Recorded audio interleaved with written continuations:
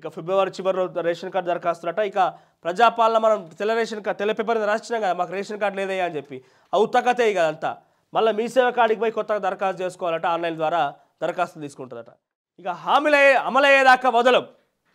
హామీలు అమలయ్యేదాకా కేటీఆర్ వదిలిపెట్టారు. మీరు వదలొద్దు, డెఫినెట్గా వదలొద్దు. ప్రతిపక్ష పాత్రంగా మీరు మళ్ళీ రోడ్లు ఎక్కాలి, ప్రజలు మీతో పాటు నిల్చొని ధర్నాలు చేపట్టాలి.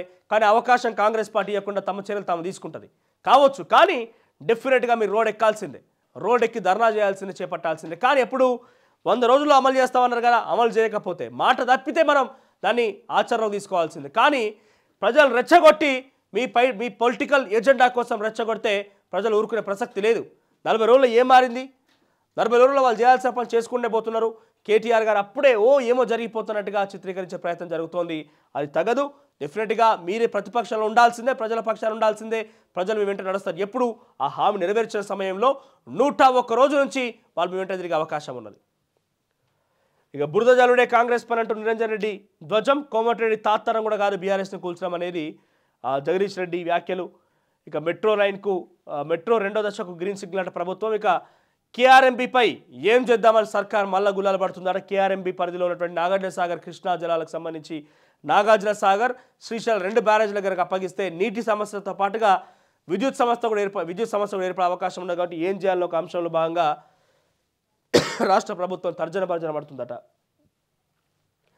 ఇక కొయినా నీళ్లపై సర్కార్ డైలమా, ఎట్టకేలకు ప్రత్యామ్నాయ మార్గాలపై దృష్టి, అందుకు సంబంధించిన వివరాల సేకరణ.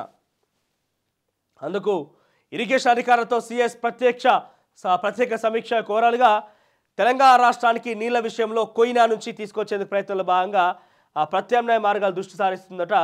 అందుకు సంబంధించిన వివరాలు తీసుకుంటుందట. ఇక సర్కార్ డైలమాలు ఉన్నదట, నీళ్ళు తీసుకొచ్చుకోవాలన్నా వద్దనే విషయంలో.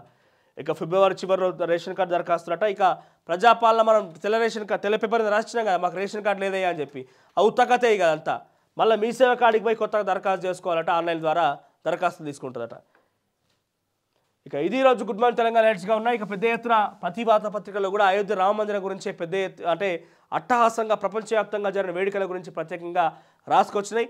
ఇక టీఎస్పీఎస్ చైర్మన్ గురించి మహేందర్ రెడ్డి విషయంలో కూడా అన్ని వార్తాపత్రికల్లో ఈ వార్తా కథనం హైలైట్గా ఉన్నది. ఇక మేడిగడ్డ బ్యారేజ్ విషయానికి వస్తే విజిలెన్స్ తనిఖీలో అధికారులు చేపట్టిన అంశాలు చూస్తే కనుక 11 పిల్లర్లు కూల్చివేసి మరోసారి మరమ్మతులు చేపడితే కనుక డెఫినెట్గా కొంత అవకాశం ఉంటుంది. కానీ లేకపోతే నిరుపయోగంగా ఉండే అవకాశం ఉన్నది.